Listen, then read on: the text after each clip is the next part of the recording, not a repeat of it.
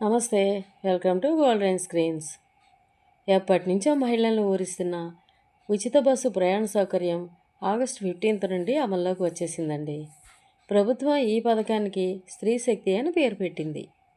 ఏ బస్సుల్లో ఉచితంగా ప్రయాణించవచ్చో AP government తెలియజేసింది.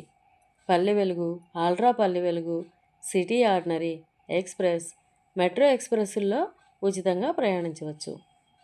మహిళలు, పిల్లలు, ట్రాన్స్జెండర్లు ఈ పథకానికి అర్హులు. ట్రావెల్ చేసినప్పుడు మన గుర్తింపు కార్డు తీసుకెళ్ళడం మాత్రం మర్చిపోకండి. ఆధార్ కానీ, ఓటర్ ఐడి కానీ, పాన్ కార్డు కానీ ఏదైనా మన గుర్తింపు కార్డు ఉండాలి. మన గవర్నమెంట్ మహిళలకు ఇచ్చిన ఈ కానుకను స్వీకరించకుండా ఉంటామా? నేనైతే 16th మార్నింగే మెట్రోలో ట్రావెల్ చేసేసాను. చాలా హ్యాపీ అనిపించిందిలేండి.